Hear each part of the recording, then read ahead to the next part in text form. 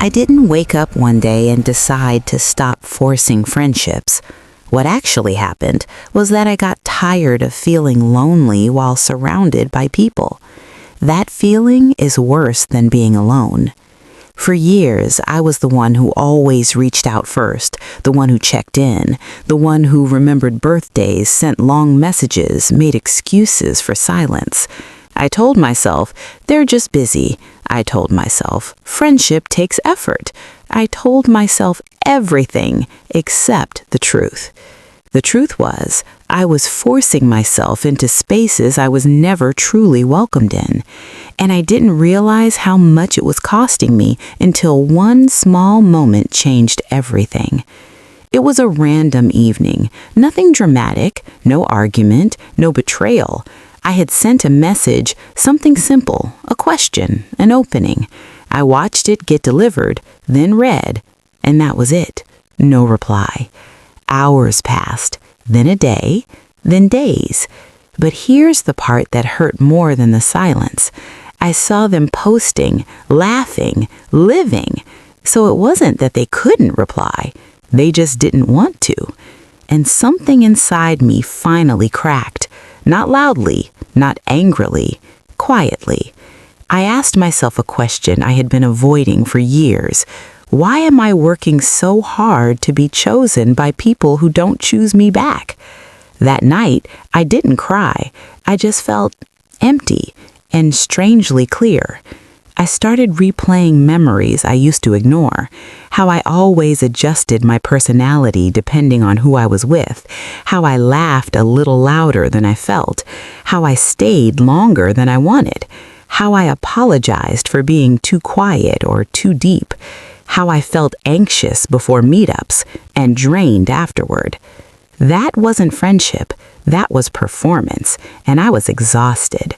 So I made a quiet decision. I stopped reaching out, not as a test, not to punish anyone, but to protect myself. I wanted to see what would happen if I stopped carrying the entire relationship on my back. At first, it felt uncomfortable. I kept checking my phone. I kept thinking, maybe I should send something. I kept wondering if I was being immature. But days turned into weeks, and weeks turned into silence. No one asked if I was okay.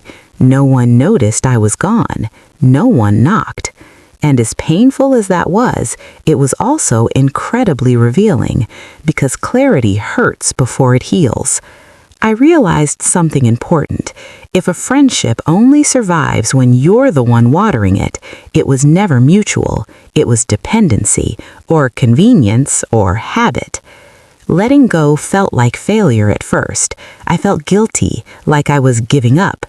But then something unexpected happened. I started breathing again. I had more energy, more mental space, more peace. The constant pressure to reply fast, to entertain, to prove my value disappeared. And for the first time in a long time, I felt like myself again. I spent more time alone, not lonely, but grounded. I rediscovered hobbies I had abandoned. I started journaling again, walking without headphones, sitting in silence without needing to explain myself. And slowly, something shifted. I became more selective, not closed off, just intentional. I stopped chasing connection and started honoring alignment. And here's the surprising part. The right people didn't need to be forced. They didn't make me feel anxious. They didn't make me question my worth. They didn't disappear when I stopped performing. They showed up naturally, consistently, without pressure. I learned that real friendship doesn't require you to shrink, bend, or beg. It feels calm. It feels safe. It feels mutual. Now, when people drift away, I let them. I don't chase closure. I don't over-explain. I don't replay conversations in my head at 2 a.m. because I finally understand this. Not everyone who walks with you is meant to stay, and that doesn't mean you failed. It means you grew. Stopping forced friendships didn't make my world smaller. It made it quieter, and in that quiet, I found peace. You're not asking for too much. You're just asking the wrong people.